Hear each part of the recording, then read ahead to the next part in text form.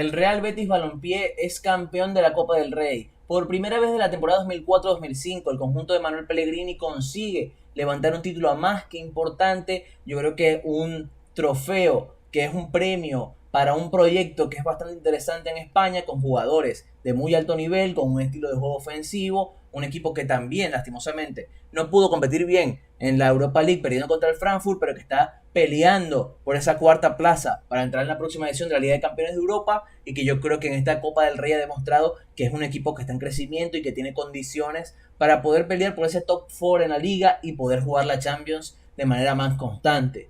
Un partido que yo creo que por lo menos en sus primeros 90 minutos fue bastante interesante, con un buen planteamiento de Pellegrini y un buen planteamiento de José Bordalás. Dos equipos, dos estilos totalmente diferentes. Un Valencia que ya todos sabemos a lo que juega, tanto por lo que apuesta Bordalás como por su situación actual, teniendo en cuenta que a nivel individual está lejos de los mejores equipos de España. Y un Betis que, como ya mencionamos, es un equipo que tiene mucho talento en varias líneas y que creo que demostró que con pelota es un equipo que puede hacer mucho daño.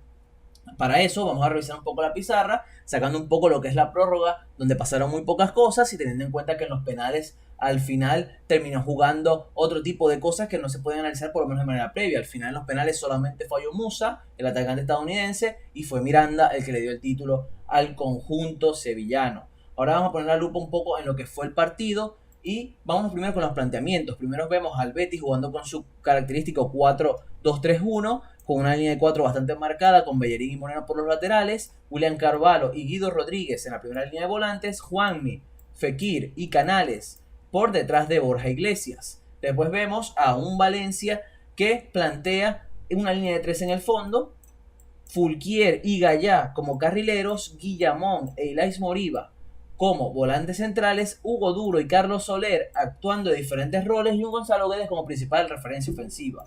Y ahora vamos a pasar un poco a lo que fueron las principales claves de este encuentro y vamos a mostrarles dos capturas para que puedan ver un poco qué fue eso. Primero vayamos con el equipo de Bordalás y ese primer rasgo interesante, que fue el planteamiento que hizo sin pelota. Todos sabíamos que el Valencia es un equipo que es un poquito más reactivo. Yo creo que la presencia de Guedes como principal referencia ofensiva muestra un poco de esto. Y ante esto, ¿qué planteó Bordalás? Armar dos líneas, una de 5 en el fondo, con Soler y Hugo Duro apoyando a Moriba y a Guillamón en la segunda línea de 4. ¿Para qué? Para cerrar líneas. Hay que tener en cuenta que el Betis es un equipo que ataca con muchos efectivos, laterales muy altos, Canales y Fekir jugando mucho por dentro, Borja con los centrales, Juanmi apoyando mucho a Borja en esa profundidad interior, William Carvalho y Guido siendo un poquito el sostén del equipo junto a los centrales. Ante este planteamiento hay que recordar que el equipo de Pellegrini apuesta mucho por la profundidad de sus laterales. Me he dicho, el primer gol llega a partir de una buena ruptura y un buen desborde de Bellerín, aprovechando esa ventaja que se generó en banda con Fekir y él mismo para poder ser profundo y conectar con Borja Iglesias en zona de disparo.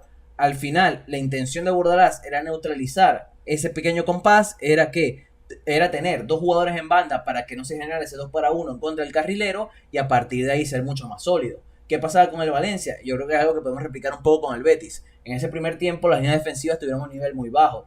Ni Diacabí ni Alderete fueron determinantes a la hora de ir a los costados. Fulquier y Gallá no fueron sólidos sin pelota. Micho Diacabí hasta cometió un par de errores que posiblemente, si el Betis hubiera estado un poquito más enchufado en el último tramo, estaríamos hablando de otro resultado en los 90 minutos. Y por el lado del Betis, fue un equipo que, pese a ser poco exigido en el primer tiempo, sí que las par de ocasiones que tuvo el Valencia pudo explotar mucho lo que es ese bajo nivel de Petzl y Bartra. Y yo creo que al final eso fue lo que marcó un poco.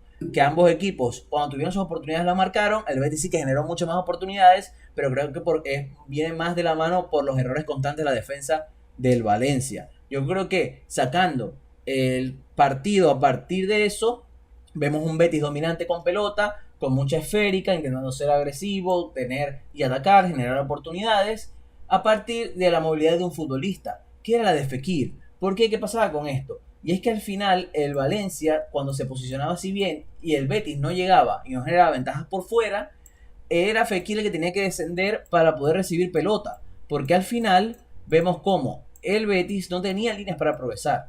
Y Fekir aquí hizo mucho daño. Y aquí lo vemos en la captura, cómo Fekir descendía, cómo Fekir marcaba la diferencia ahí, cómo era el primer receptor del pase de centrales y a su vez el primero que daba un pase para romper líneas. Yo creo que a partir de ahí vimos a un Betis que supo circular mucho mejor la pelota, supo hacer mucho daño, supo llegar más arriba, pero cuando llegaba arriba le faltaba calidad, porque al final Fekir le costaba llegar ya arriba y ser determinante también. Es muy complicado tener un impacto abajo y al mismo tiempo arriba, teniendo en cuenta el bloque defensivo que te estabas enfrentando. Por eso, cuando Fekir comenzó a actuar en esa zona, cuando Fekir comenzó a hacer daño aquí, no hacía daño aquí, no hacía daño en esta zona. Moriba y Guillamón estaban muy sólidos ahí.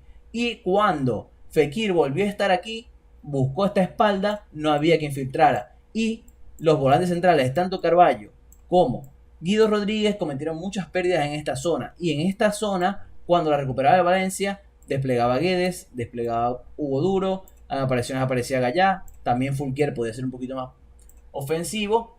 Y yo creo que a partir de ahí se explica un poco el gol del Valencia. El gol del Valencia nace a partir de una recuperación, el equipo en bloque bajo. Bueno, dicho, vamos a ver si podemos mostrarles una captura de esa justa jugada donde vemos cómo el conjunto del Valencia recibe, o sea, recupera pelota y a partir de ahí sabe hacer mucho daño.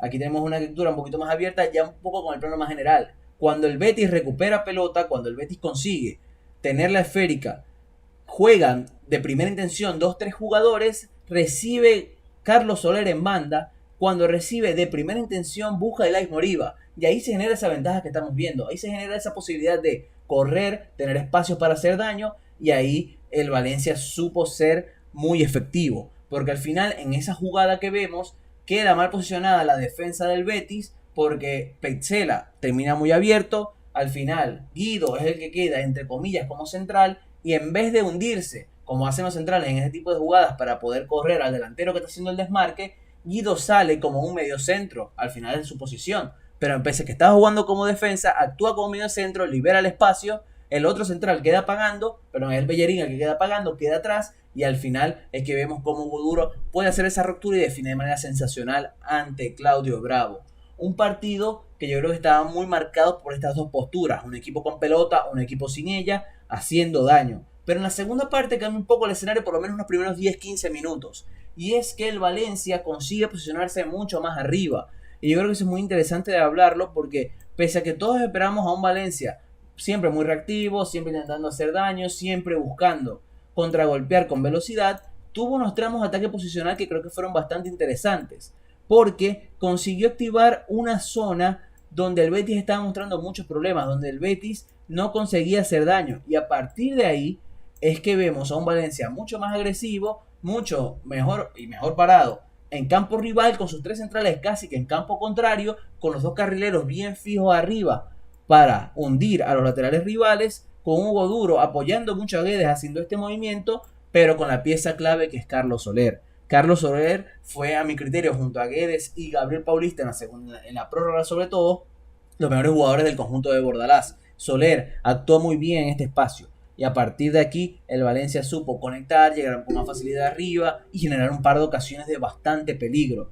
El cambio ahí generó que en el Betis tuviera que replegar mucho más atrás y a partir de ahí el Betis no se siente cómodo. Y por eso vimos un tramo donde todos pudimos haber pensado de que el Valencia podía llevarse hasta final, porque si se colocaba 2-1 ante este repliegue tan sólido, parecía complicado que el Betis pudiera romper esa defensa y llegar al portero rival.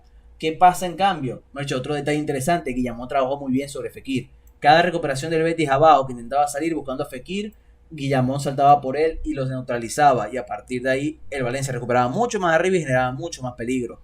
Yo creo que en estos 90 minutos, después hablando un poco de lo del Betis, que al final el Betis se posiciona después mucho más arriba, se acomoda en el juego, genera oportunidades de peligro. Yo creo que el Betis cierra mejor el partido y yo creo que por tramos generales es el mejor equipo de la final. Pero yo creo que al final vimos un partido tácticamente bastante rico, con dos entrenadores bastante interesantes, propuestas diferentes y muy divertido de ver. Después en la prórroga ya sabemos que pasó muy poco, posiblemente lo más destacado sea Brian Hill recibiendo por fuera, haciendo mucho daño, muy desequilibrante, rompiendo líneas, pero tomando malas decisiones en el último tramo, y un Gabriel Paulista que yo creo que fue bastante sólido. Y después de esto vamos a hablar un poco de los nombres propios de la final, porque yo creo que hay dos jugadores que marcan lo que fue esta final y que fueron los líderes de sus equipos. Yo creo que el mejor jugador de la final es Borja Iglesias, no solamente por su gol, que abre el marcador y que posiblemente acerca mucho al Betis a soñar con el título, es que su juego de espaldas, capacidad de generar con desmarques, el pase que le da a Juanmi en una jugada sensacional que termina fallando el Español en el mano a mano, son jugadas que yo creo que demuestran que Borja Iglesias fue el mejor jugador del partido, al final termina yéndose sustituido, dejando dudas, posiblemente muy cansado, y al final el Betis ahí dejó de generar peligro. Por parte del Valencia creo que hay 2-3 nombres, por lo menos a nivel individual, porque hablamos de individualidades, porque al final yo creo que el Betis fue un equipo mucho más coral a nivel colectivo. Yo creo que el nombre que destaca en el Valencia es Carlos Soler. Carlos Soler me pareció un futbolista determinante, haciendo ese rol sin pelota, abriéndose en banda derecha para cerrar como a Moreno y a Juanmi junto a Fulquier, y siendo ese conector con los atacantes, con Hugo Rodríguez, siendo determinante de los primeros toques, rompiendo presiones y haciendo que el Valencia pudiera tener sus oportunidades en estático. Yo creo que al final esos son los dos nombres propios de la final, un partido el que ya dije fue muy interesante, muy divertido de ver, y yo creo que al final marca un poco el buen nivel y lo interesante que se ha convertido la Copa del Rey con este nuevo formato. Ahora los invitamos a ustedes, además de suscribirse y dar la campanita para estar siempre atentos a lo que vamos publicando en nuestro canal de YouTube, es comentar abajo qué piensan de la final, qué piensan de este partido entre Real Betis Balompié y del Valencia, y quiénes creen ustedes que son los jugadores más importantes dentro de este equipo de Manuel Pellegrini, un equipo que ha conseguido ganar un título importante, el primer título importante, o no, el primer título de Pellegrini en España, y que yo creo que es bastante merecido debido al gran proyecto que ha construido.